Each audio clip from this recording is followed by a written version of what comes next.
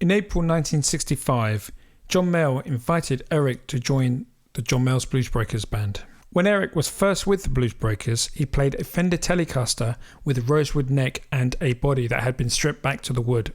Our story starts at 114 to 116 Charing Cross Road in London. This was the site of the famous Selmer music store. Selmer was started by two brothers, Ben and Lou Davis, in 1929. Selmer acquired distribution for Gibson in 1960. Unfortunately, we can't see a 1960 Gibson Les Paul because Selmer didn't include photos of Gibson guitars until 1962, as can be seen in this catalogue. And here you can see a Les Paul Standard, which is more commonly known now as a Gibson SG.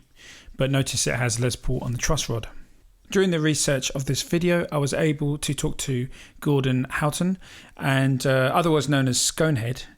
And he told me whilst working for Sound City in 1967, his manager was a certain Jimmy Nolan. Before he was a manager at Sound City, Jimmy Nolan was working at Selmer's. And in the evenings, he was a jazz guitar player playing jazz gigs around London.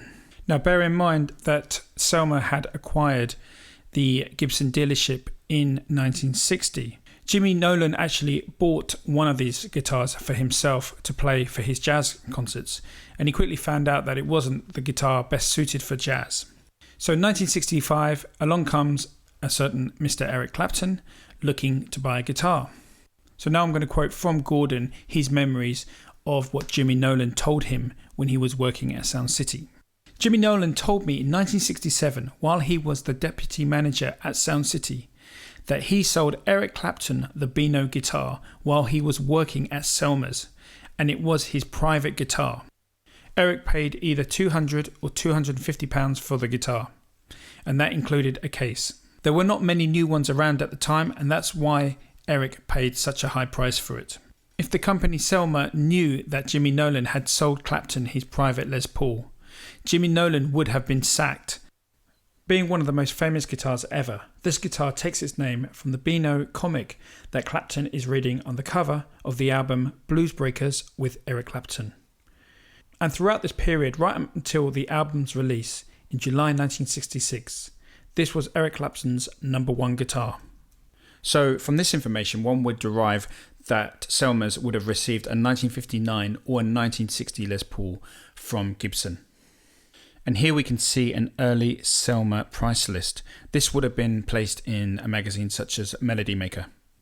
The Police guitarist Andy Summers wrote in his biography that Eric had bought the guitar around the time the two shared a stage at the Flamingo Club in Soho, London. This would have been around April or July time, 1965. Eric received a flat weekly fee of £35. Clapton stepped out with the Bluesbreakers to play shows, aware that his new recruit was the group's selling point. John Mayall chose material to suit Eric, such as Freddie King's instrumental Hideaway, offering a showcase for Clapton's molten phrasing. And as John Mayall himself said, when Eric felt like playing, you really took notice. In October 1965, before the seminal John Mayall's Bluesbreakers album with Eric Clapton was recorded, Mayall and his Bluesbreakers with Clapton signed with the Rolling Stones manager Andrew Loog Oldham to record on Oldham's label called Intermediate. Oldham had Jimmy Page produce those sessions. As Jimmy Page has told the story, Eric had the idea of playing his Beano bursts so loud that it induced feedback on the recording of I'm Your Witch Doctor, and Page had found a way to make it work in the studio that day despite protests from the engineer on duty. Jimmy says of the session, I got back into the control room and told the engineer to record the overdub. About 2/3 of the way through, he pulled the faders down and said, this guitarist is impossible to record. Since he was running the session, Jimmy Page told him not to worry about the redlining meters. Jimmy says, I told him to put the faders back up and I'll take full responsibility. After they had set up for the I'm Your Witch Doctor track, Clapton recorded another great track called Telephone Blues. These early Bluesbreaker recordings could quite possibly represent the birth of modern rock guitar. Guys, check out the video I made on the history of the Bluesbreaker album, because I really go into depth with that subject. Eric and his friends began planning an around-the-world trip in midsummer where they would support themselves by gigging. He decided to temporarily leave the Bluesbreakers to do this. the group decided to call themselves the Glands, and they arrived in Athens at the end of September and secured a gig at the Igloo. Eric suggested they call themselves the Faces instead and play a set of blues and current hits. In October of 1965, on a tragic road accident, the bassist of the band Juniors lost his life and the guitarist of the band was also injured, so Clapton was called in as a temporary replacement. In the photos you can see here, Clapton is on the right holding his Les Paul.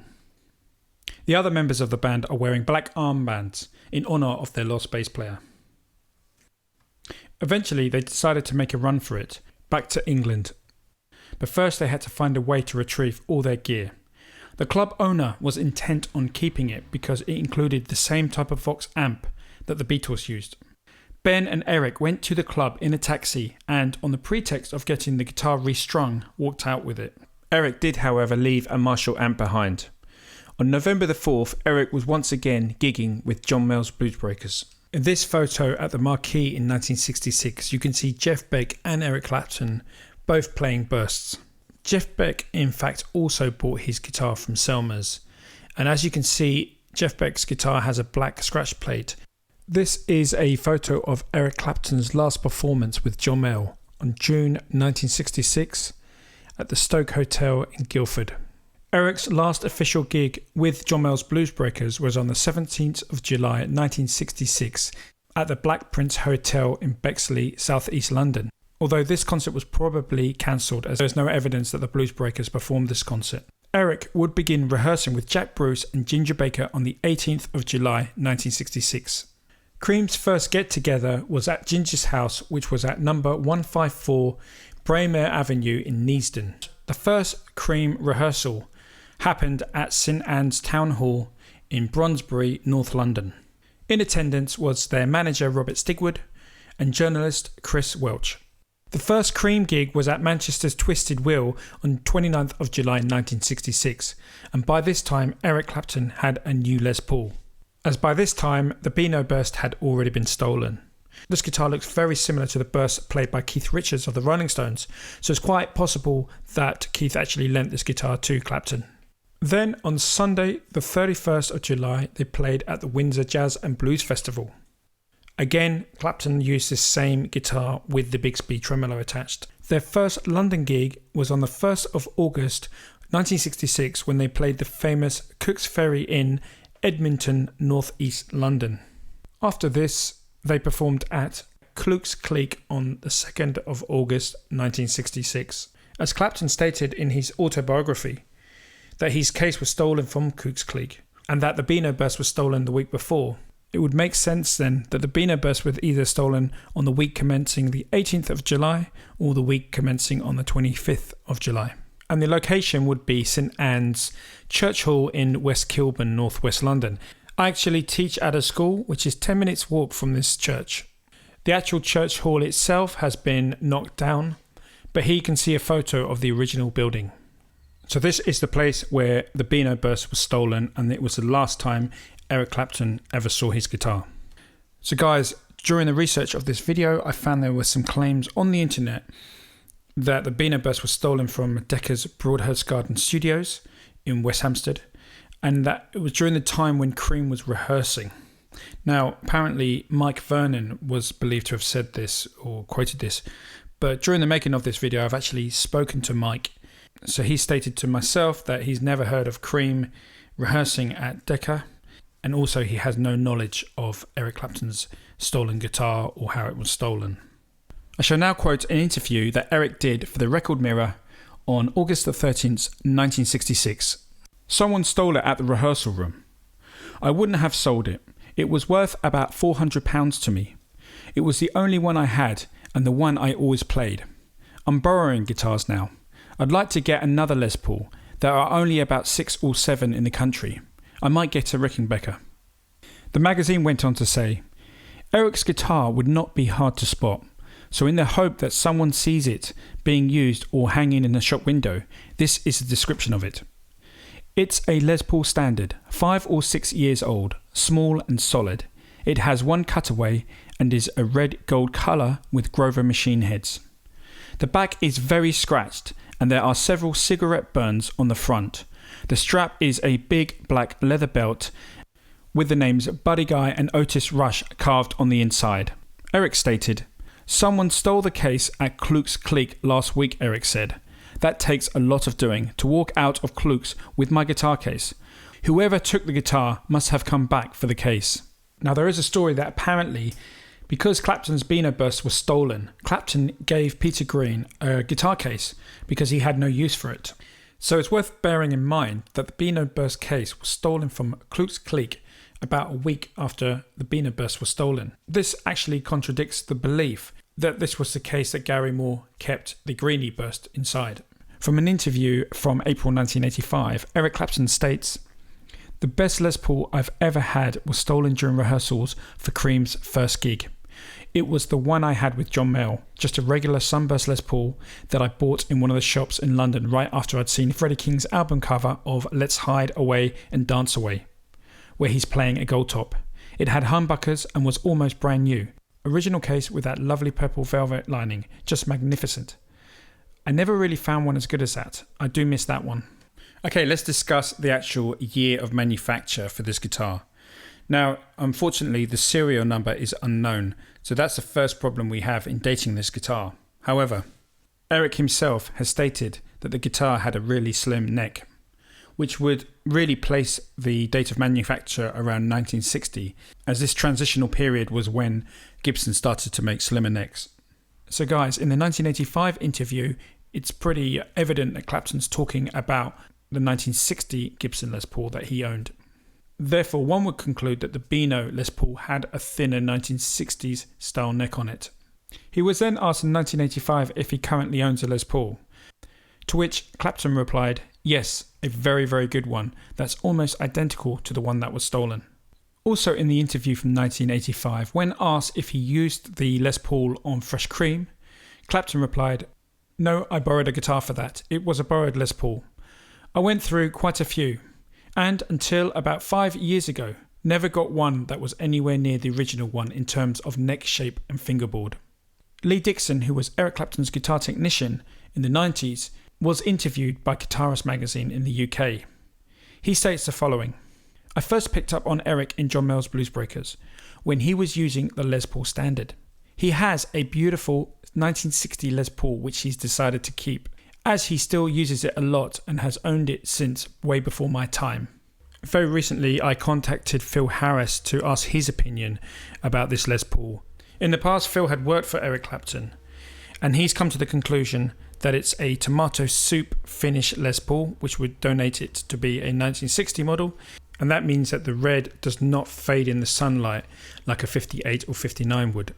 And also it had a slim neck. The whereabouts of this guitar are unknown.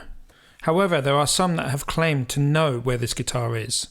So let's have a look at a few of these theories now.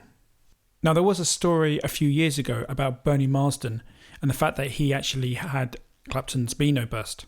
So let me quote you Bernie himself when he was interviewed by Classic Rock magazine. "I bought a 1960 Les Paul Standard in 1974 when I was in Wild Turkey. This guy seemed particularly keen that I should have it. What Cleese did was when he brought it to a gig at the Marquee, suddenly it was as if I was using two amplifiers. Some month later, I saw him again and he asked how I was getting along with the guitar. I said I was delighted, and it was only then that he told me that it had been Eric Clapton's guitar, the one he used on the Beano album. I had no idea at the time that that guitar had been stolen. Now, I'm not saying that it is, and I'm not saying that it isn't. I don't think there's any way of knowing for sure. But both Jeff Beck and Jack Bruce cast knowing glances at it when they saw it. I do know it's a special guitar. I call it the Beast because it's such an animal. I played it constantly for the next 20 years, all through my time in Whitesnake. People ask me if I still have the Beast, and I say yeah, but it's locked away now. Any 1960 Les Paul is worth a bit these days. Personally, I don't think that the Bernie Marsden guitar is the Beano burst. I think that there's very, very different tops on both guitars. A more recent rumour regarding the whereabouts of the Beano burst was from guitarist Joe Bonamassa, who told UK's Guitarist magazine that he knows the location of the long-lost instrument. To quote Joe, "It's a 59, not a 60. It's got double white in the front and it's got a double black in the bridge. It has a pretty plain top and it is in the collection of the East Coast of America. That's all I can tell you. That's all I will say. It still exists and I haven't seen it, but I have it on good authority from people who have.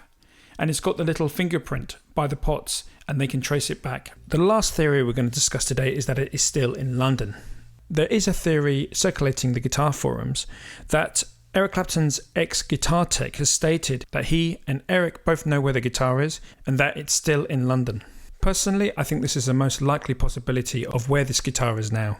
It would be very, very difficult to move this guitar to a dealer or to another country without it being recognised, as this is quite possibly the most expensive and most famous guitar ever made. Well guys, it's been a lot of fun making this video. I hope you've really enjoyed it as much as I have making it. Who knows what the next video is going to be, but I can tell you this, guys, it's going to be real exciting. So I hope you can join me then. God bless to you all and see you in the next video. Take care.